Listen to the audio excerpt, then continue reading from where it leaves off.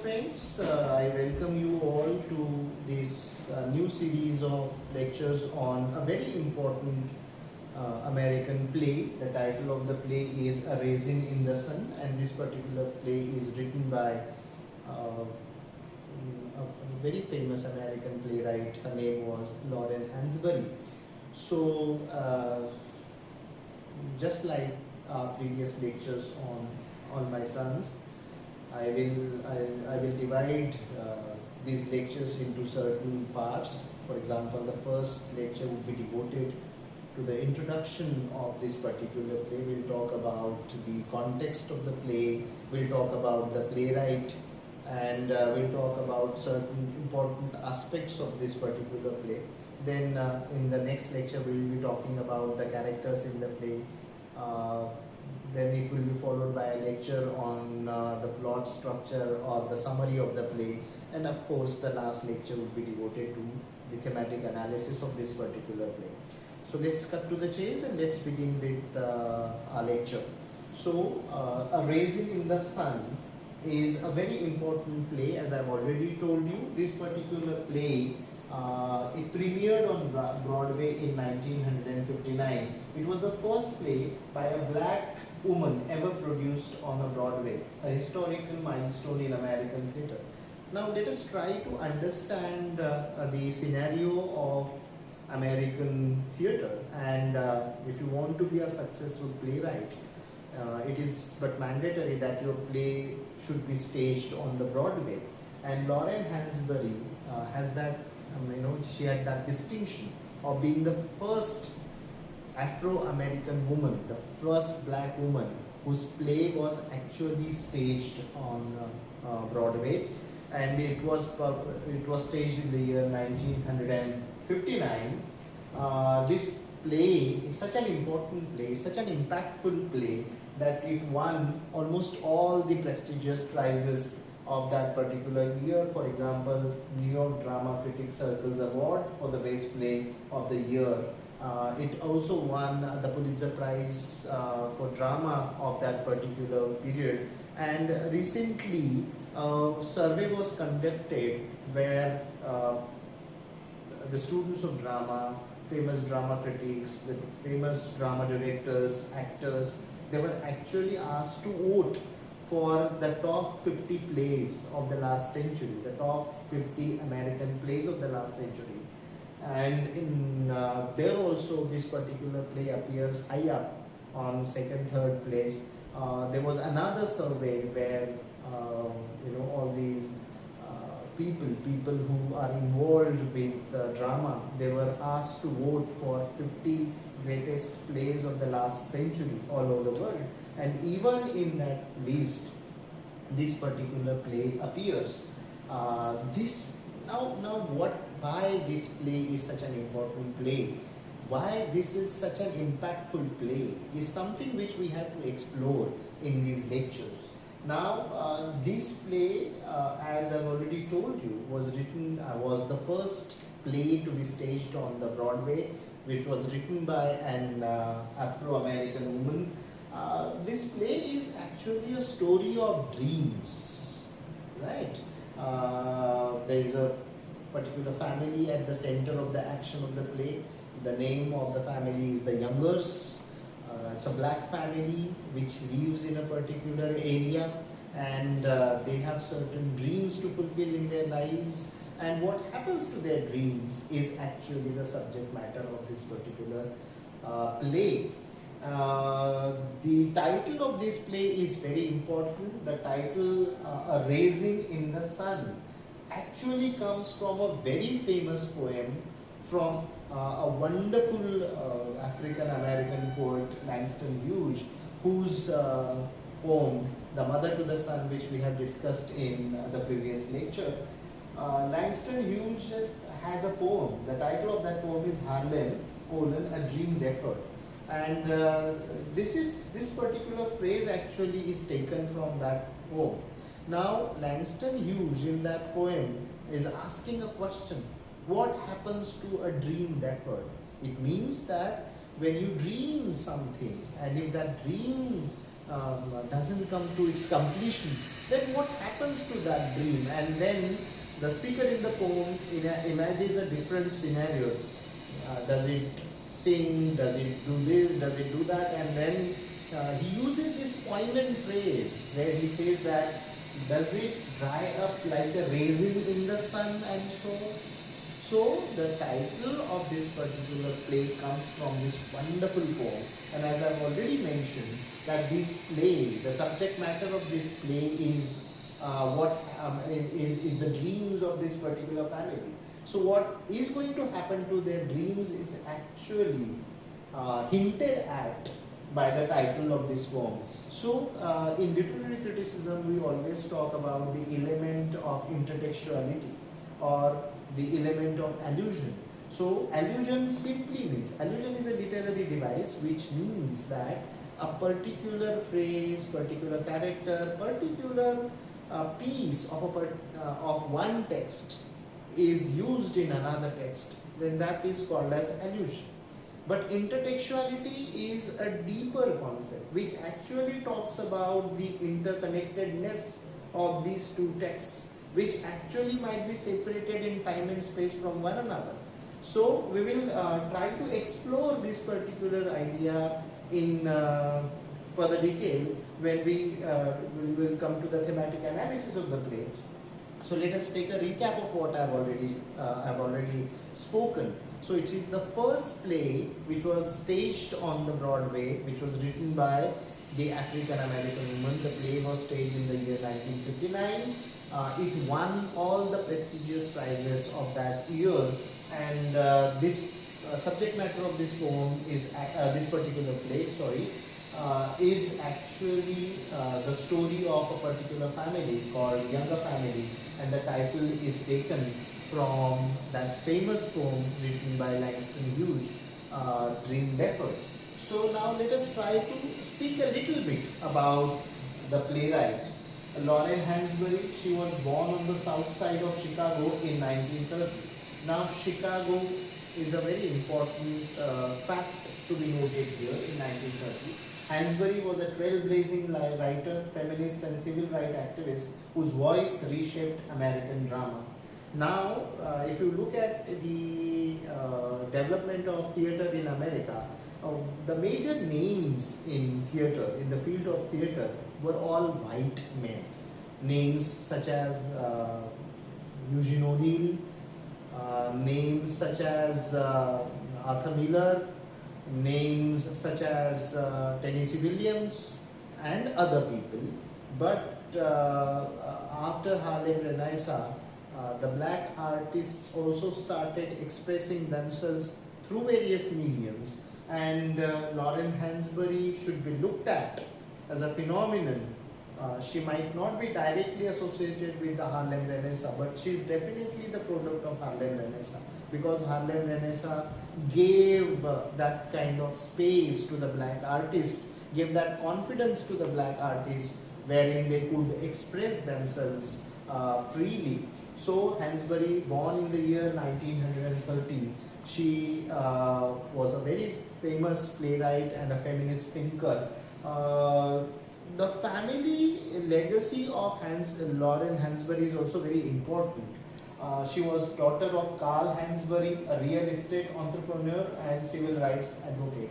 Now, Hansberry's family was kind of regularly visited by people such as W.E.B. Du Bois and other people who were associated with the black movements, and that is why the element of politics was pretty much present in the family. It was in the air, as it were. And her family actually fought a very famous case, famous legal battle, which is known in the Supreme Court of America in 1940, and that particular legal battle is known as Hansberry versus Lee in 1940, where her father kind of challenged the segregationist logic behind this particular ghettoization of the black community. Hansberry's life, unfortunately, was a brief life. She died in 1965 when she was just 34 years old. She died of pancreatic cancer. And one can just think what she would have achieved had she had a longer life, because the glimpses of her genius as a playwright are pretty much evident in the play Raisin in the Sun. When we read that play, we are just amazed by the brilliance of this playwright, the master at work, so to say, where she's fleshing out her characters in a very seasoned way, where she's dealing with the subject matter in a very deft manner. Uh, though a play is written by a black woman, it never points fingers at whites only, where it says that, you know, you are bad, we are good. No, this particular play avoids this simplistic binary and looks at the complex, looks at the issue in a far more complex and far more nuanced way, and therein lies the greatness of this play. And let us not forget one more thing, that Lauren Hansberry herself was an activist in civil rights movement. Now let us try to spend some time on this idea of civil rights movement. The blacks living in America were facing the Jim Crow laws and the segregation which was inherent in it. The blacks were denied all the dignity which actually the Constitution guarantees to each and every citizen. There were separate facilities for blacks, and so the fight for civil rights was actually the fight for dignity. The fight for civil rights was actually the fight for finding one's place in the polity, which has actually denied you that particular status. So civil rights movement, which actually started off, the discontent was pretty much there, people were unhappy about it, but the spark was provided by that now famous incident in Georgia, where, in Montgomery, where a black woman, the name of that black woman was Rosa Parks, was denied a seat on the bus on the basis of her color, and so that gave rise to a nationwide protest movements where thousands and thousands of the black people came on the streets and demanded that equality. And we all are aware of that famous speech which Dr. Martin Luther King Jr. delivered in 1963, that celebrated speech which is titled as I Have a Dream, where Dr. King says that we come to the Capitol. The speech was delivered against the backdrop of the Lincoln Memorial in Washington DC, and there Dr. King says that now we have come here to encash a check which was handed over to us 100 years ago. Now what does he mean by that? In 1863, one of the greatest presidents of America ever, Abraham Lincoln, he signed the Proclamation of Emancipation, and by virtue of that proclamation, slavery in America was abolished technically, and lakhs and lakhs, millions and millions of black people became free on that day. Though the proclamation was declared in 1863, blacks did not get their due place in the society, because it was followed, the Emancipation Declaration was followed by the Civil War, then it was followed by the Reconstruction, and after that the Jim Crow laws undid the promise of Emancipation Declaration. And the African American population, the African American leadership was continuously fighting for equality, equal rights, for that dignity which everybody should get. And so Rosa Parks incident kind of provided that impetus to this feeling which was present in the minds of these downtrodden people, and millions of people took to the streets. And it is very important to note here that though majority of these protesters were black, one could find a visible white presence in these protests, and this is something which we need to take into account. So the Rosa Parks incident gave rise to a very important movement in the history of America in the last century. The nationwide movement in which the blacks demanded equality, the blacks demanded that the segregationist policies should be abolished at once. This particular movement is called as the civil rights movement, which resulted in passing of certain laws later, which ensured that the blacks would get same amount of rights and segregation would be done away with.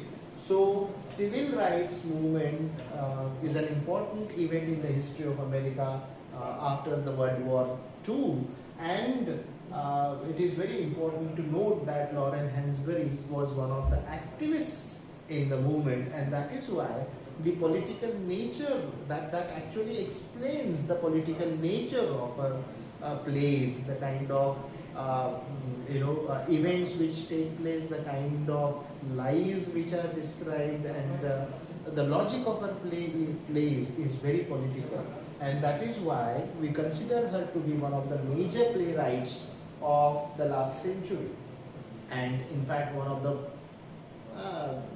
the most important playwrights in the canon of American drama. So all these things actually need to be taken into account.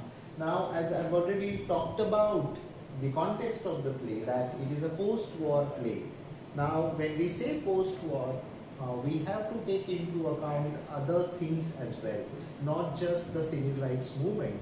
Post-war, post-World War II period in America was a different period altogether, because America witnessed unprecedented progress, economical progress in the 1950s, and so this is something which is very important, which should be taken into account.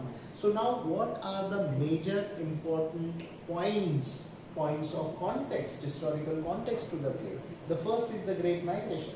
Thousands of black families moved northward seeking freedom and economic opportunity, reshaping Chicago's urban landscape. And when we look at the American history, we see that the south of the America was the place where slavery was deeply entrenched, not just politically, culturally, but psychologically also. And after the Declaration of Emancipation, after Reconstruction, we see the great migration of the black people, the Afro-American population from the south towards north. And Isabel Wilkerson has that wonderful book on this migration, The Thousand Sons, and even the title of that particular book. It's a wonderful exercise in scholarship, where she actually tracks down certain numbers of family which had traveled from the south to the north, and what had happened to them over the generations. So if you get an opportunity, do consult that book. It's an amazing book to read. And the title of The Thousand Sons, actually the title also comes from one of the pioneering Afro-American writers, Richard Wright. So the Great Migration, which is an important point to be considered here. So millions and millions of these black folks started migrating rather, from the south to the north, and they came and they settled down in the urban spaces such as Chicago. So it radically changed the landscape of these cities. Okay, so this is something which we need to take into account. The next point is racial segregation. While talking about the color problem in the American history, we need to take into account certain points which will actually make us aware about this situation. The important points are Proclamation of Emancipation signed by Abraham Lincoln. After that, Civil War, Reconstruction, and the Jim Crow laws. The chronology needs to be taken into account.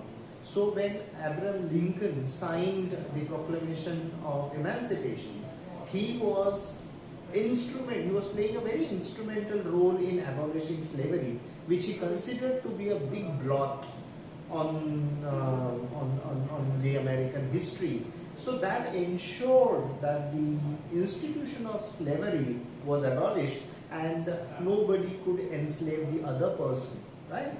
So politically or legally, so to speak, the institution of slavery was abolished.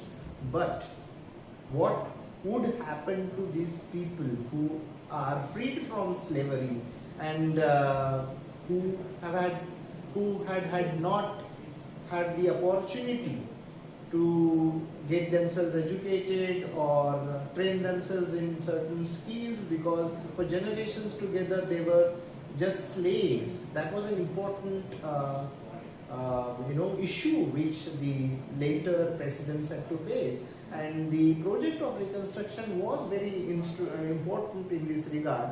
But then the promise of emancipation, the promises which were held out in the project, which were inherent in the project of reconstruction, that was all undid by passings of what are infamously called as the Jim Crow laws, which once again brought in the element of racism, where public spaces, public opportunities, everything was kind of divided into black and whites.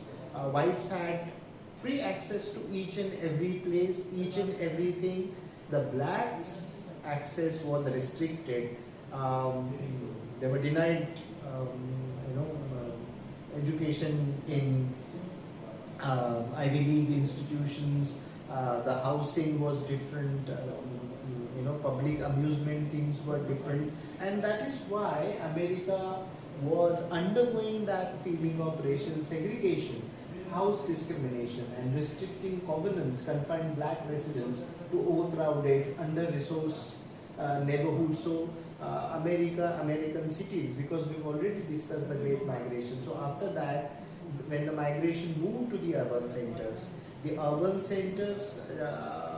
witnessed a very strange phenomenon where you could see, because of the Jim Crow laws, black population was forced to live in areas which were not worthy of living. They were made to live in a very crowded spaces, which we call as ghettos. And so I would like you to I'd like to remind you of that wonderful song by Elvis Presley. On a cold and grey Chicago morning, a poor little baby is born in the ghetto, and his mama cries. So that song also brings to our notice the predicament of the mother. The song says that on a cold and grey Chicago morning, a poor little baby is born in the ghetto, and her mama cries. In fact, the birth of a baby should bring happiness, but here in the ghetto, the black mother, when she gives birth to another baby, she cries, because the next line of that song says, because all she doesn't want is one more hungry mouth to feed, because there are already people in the family whom she has to feed, and there's one more mouth. And how would she able to organize resources, because blacks were denied so many things. They were made to live in such horrendous situations, and that is why that particular song is such an important song to remember. So the migration resulted in the segregated racial segregation, which actually made different localities and different things. And then it was followed by that fight which I have already talked about, the fight for equality, the fight for dignity, the fight for freedom, the fight for liberty, which we call as civil rights movement. Now, one of the famous court cases, military desegregation of 1948 and Brown versus Board of Education, which took place in 1954, signaled a nation wrestling with its own contradictions. So this, I started my lecture with mention of the 4th July 1776, the Declaration of Independence, and I did tell you that America as a nation came into being on the basis of certain principles such as equality, liberty, fraternity, and human rights.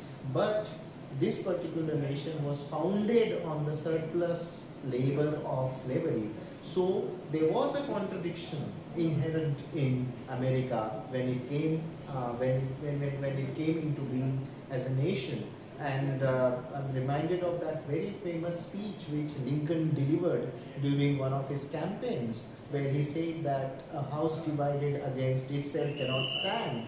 And the founding fathers of the United States of America, though they believed in these noble truths, at the same time they believed in slavery. For example, George Washington had slaves under his command. Thomas Jefferson, who actually wrote that wonderful piece, he had certain numbers of slaves, and in fact he had illegal relationships, sexual relationships with so many of his black slaves. So America as a nation was full of contradictions, as any nation would be. And a nation is, a greatness of the nation is to be judged by how that particular nation deals in a creative and in a truthful manner, let us say, with the contradictions which are inherent in its building. So America of the 1950s and 60s was kind of coming to terms with these contradictions on which it was founded. And so this play, which is an important play in the history of the United States of America, tries all these things, tries to bring all these things to the fore, and that is why A Raisin in the Sun is such an important play. So this is how in this lecture I have tried to situate the author, I have tried to situate the text. In the next lecture when we meet, we shall be talking about the characters of the play. So I'll wait for you for the next lecture. Thank you for listening to this.